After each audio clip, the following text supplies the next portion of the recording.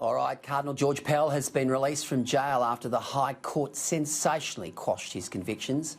And Scott Morrison's popularity has spiked off the back of his handling of the coronavirus crisis. The news cycle, well, it never gets boring. And joining me now to dissect the latest is Sky News host and News Corp columnist Peta Credlin. Peter, let's go straight to the George Pell case today. Now, a very rare, unanimous 7-0 decision by the High Court. What are your thoughts? You're right, it's very rare that you have a unanimous decision like that from the full bench of the High Court, and also that they shared a single judgement. And it was about as emphatic as it gets.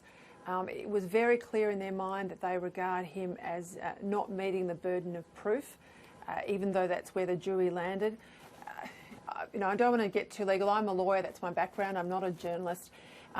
But there's two burdens of proof. In a civil case, it's the balance of probabilities. In a criminal case, for those of you who love the murder mysteries and, Rumpole of the Bailey, it's beyond reasonable doubt. And the High Court found that there is no way the jury could have found, without any reasonable doubt, that George Pell was guilty of the crimes he was alleged to have committed. There then was an appeal case. It was the Victorian Court of Appeal. It was a bench of three. The two in the majority judgment had no criminal law background. And as I read all the judgments and I watched the High Court proceedings, they ran for 2 days at the start of March, so it seemed to me like they were confusing the lower burden of proof in a civil case with the higher burden of proof in a criminal case.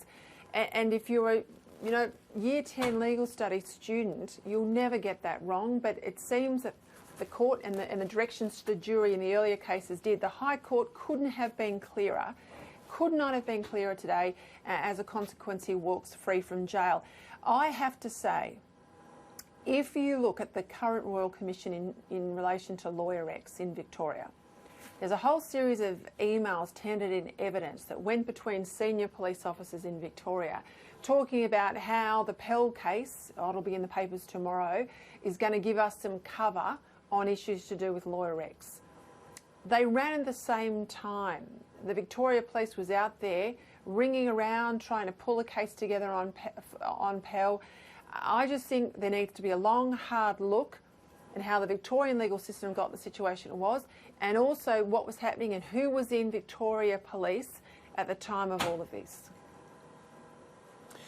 All right, now, Peter, the RBA kept rates on hold today, but it made some pretty challenging and confronting warnings. Governor Philip Lowe said there was considerable uncertainty about the Australian economy and much depended on the length of time it took to control the coronavirus and how long social distancing measures remained in place. I guess what Philip Lowe is saying is a pretty sensible thing, and that is that there is so much uncertainty. That's why we're seeing these wild fluctuations in the stock markets right now.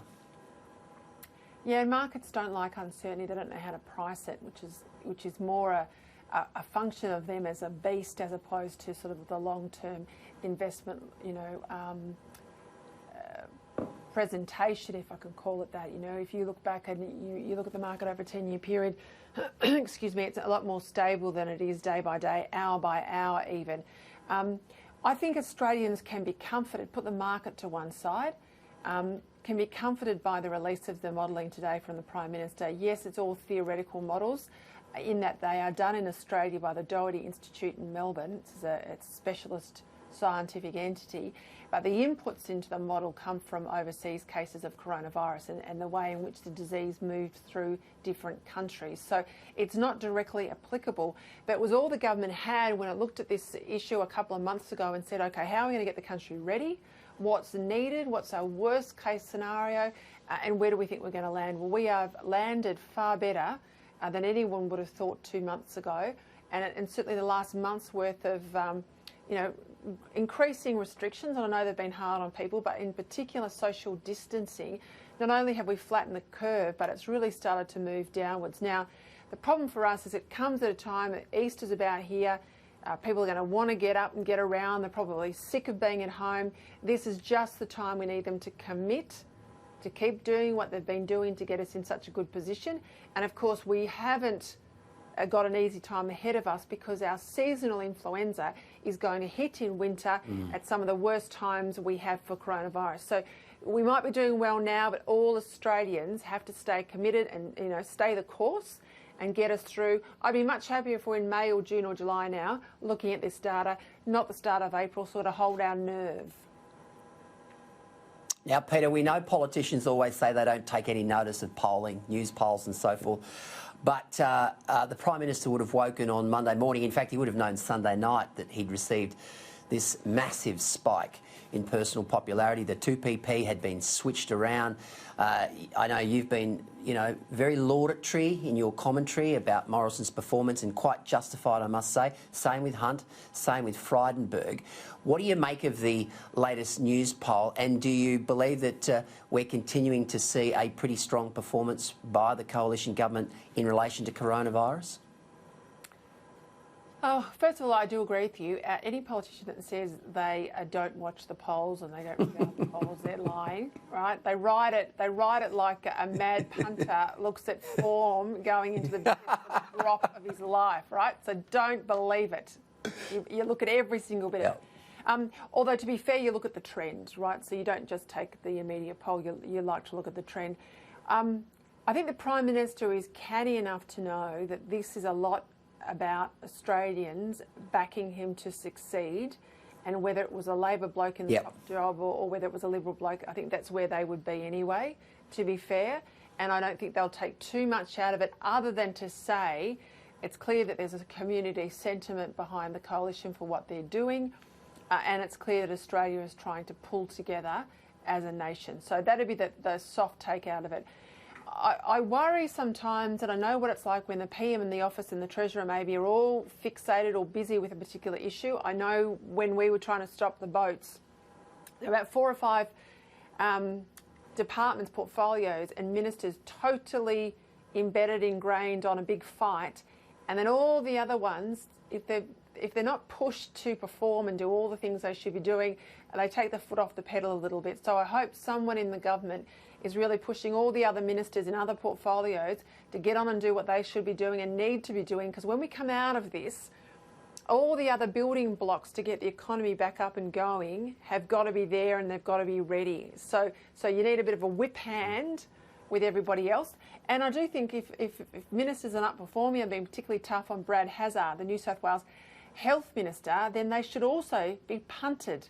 They should go, because this is when you see people's feet to the fire. Can they perform or not? And Hazzard is an abject failure. All right, just a quickie. I know you keep a very close eye on UK politics. They're going through a really tough period. Can you imagine your Prime Minister being in ICU with this particular virus? And there's a lot of concern right now because he's having respiratory issues. He's in his mid-50s.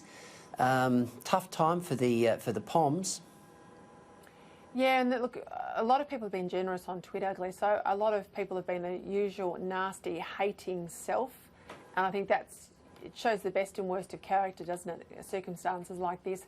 They kept saying his symptoms were mild, and it was like, nothing to see here, let's move on. And of course, the other people who were infected at the same time as him, Chris Whitty, the Health Minister, and another MP, they're both back out in the fray. Boris is not, and it turned around pretty rapidly over the weekend. He went into hospital, we were told, for tests. Next thing we know, he's in intensive care. So I think it's a lot worse than we were initially told. I think they can't hide from it now. There's no confirmation he's on a ventilator. Let's hope he is not. I had read some stuff too that he's had cases of pneumonia in the past. So this will be pretty worrying for him, and we've got to all, I think, around the world wish him the best. Peta Credlin, great to see you tonight. Thanks for joining us on Sky News across Australia as you do every Tuesday night. Delighted to be with you.